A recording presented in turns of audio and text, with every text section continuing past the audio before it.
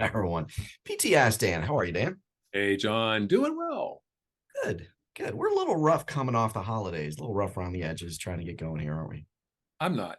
All right. Well, I am. Yeah. No, I am. All right. Well, I'm going to turn this one over to you then. All right. No, So, in the sales world, when it comes to, I guess some of it's innovation, some of it's just that mentality of, hey, I'll let the chips fall where they may and I'll sort it out afterwards. And a lot of salespeople aren't bothered by the normal boundaries that people are bothered by. And so they'll step out and they'll do it as, hey, this is new. This is cutting edge. This is kind of stuff we got to do going forward. I'm going to drag you through. I'm going to push you through, whatever the case may be. And sometimes that's very real. Sometimes that's very real.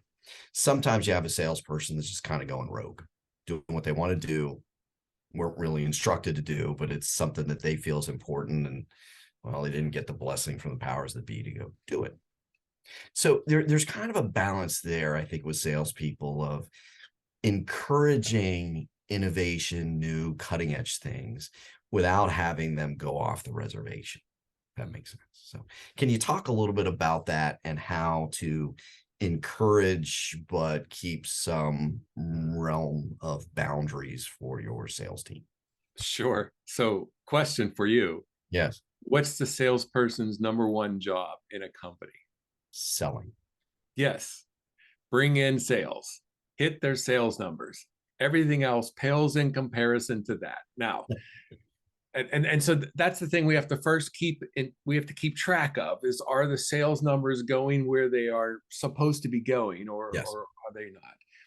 Second, salespeople by choice are always looking to think outside of the box. That's why we should be good in sales. We always want to do that. Where the problem occurs is we start spending time, effort, and energy in things that we don't know if they're going to work or not. We think they will. We hope they will. We're Yeah. pretty sure they will, but we're not 100% sure. And so when we start devoting all that time, effort, and energy into those things, what happens to our sales numbers? So my view, if I was a VP of sales or a sales manager or an owner that has salespeople, is first and foremost, you better hit your sales numbers. Then you can dabble in all this other stuff you think that Yep. we should be doing.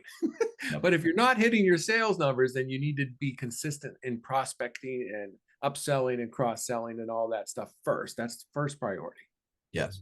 Yeah, because I think a lot of times, because of the nature of we sales folk, we have that tendency to stray and go and dabble in things that seem cool or kind of tickle our fancy a little bit and are new and fresh and keeps us from having to do those tasks that lead to our sales numbers because they're tasks, if you will. The other thing I wrote down as you were talking through is highly productive salespeople get space. Mhm. So a highly productive salesperson will get more room to dabble than somebody that's not.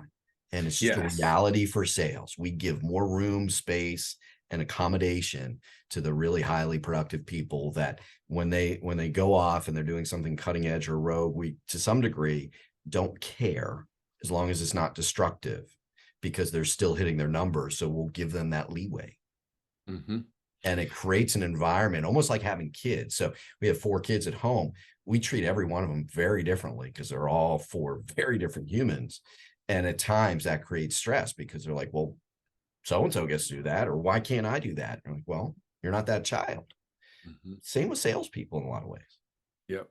Yep. And I think where we run into problems as managers of salespeople is the salesperson says, hey, I don't have time to really be prospecting, Yep. which is code for I'm doing all this other stuff. And I like the ones where they go, well, I keep taking care of our current customers because we don't want to lose them. I don't have time to go out and look for new business.